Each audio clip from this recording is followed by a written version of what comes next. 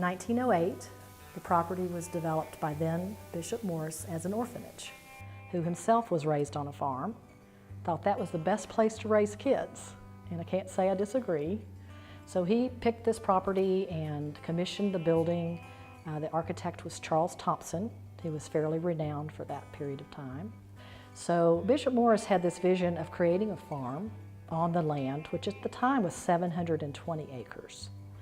So he partnered with the U of A experimental agriculture folks, and they set about figuring out how to plant crops that could sustain the operation of the orphanage.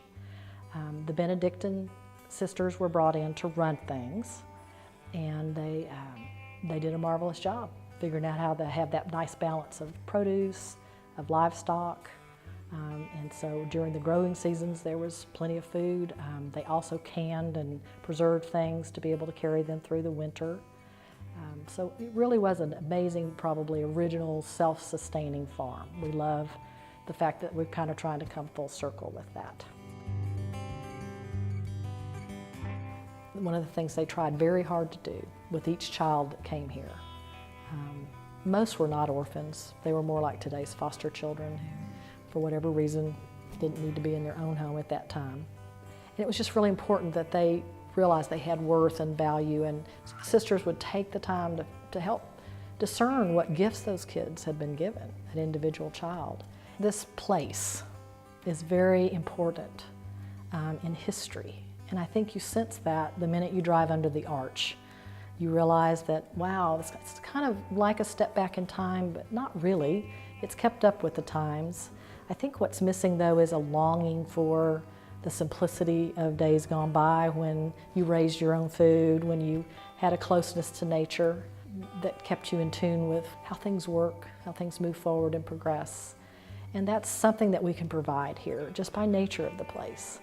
It's been an incredible journey for me to witness the number of people that come through and feel pulled by that and offer. That's how we've gotten chickens. That's how we've gotten goats and sheep and gardens. It's because people come in and say, what if, I would help do this.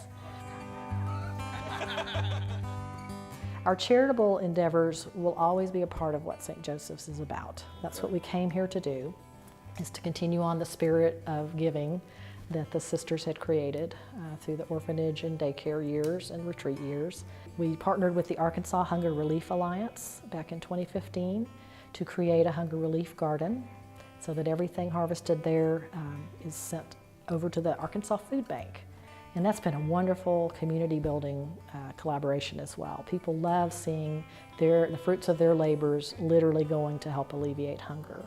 So we've planted a couple of crops a year, and since it went in, we've donated over 10,000 pounds of food to the food bank. So we opened a farm stand 4 years ago. People are very interested in where their food comes from and how it was grown. And so we started pretty small.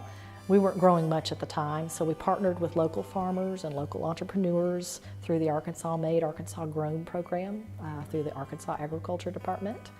And we were able to provide some wonderful produce for folks to come by. Over the years, we've continued to increase our food production so that now we're able to provide more food. But that's been a wonderful, sustainable resource for us to help feed funds back into the building.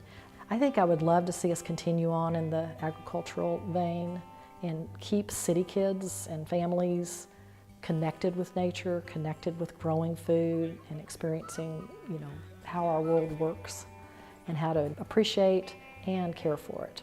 We've got to teach more stewardship. I'd like to continue to reach out to kids, families, and we have targeted a very special population, veterans, who we would very much like to serve. Many that return have found farming and gardening to be a very good activity to help re-engage, back in their communities and that sort of thing. We always can use folks to come out and join us in our efforts. Right now, St. Joseph Center is pretty much 100% volunteer run. We have been so blessed to get several grants to allow us to build infrastructure so that we now have 3 high tunnel greenhouses that are producing wonderful amounts of food. Before that, we had started with smaller gardens, community gardens. We have over 32 beds that folks are involved in and are clamoring for more, so this spring we plan to expand. We have a pollinator garden that the Central Arkansas Master Naturalist helped build, and the City of North Little Rock helped fund, as they have several of our gardens. And so all of those things are coming together to build something of an agri-tourism site.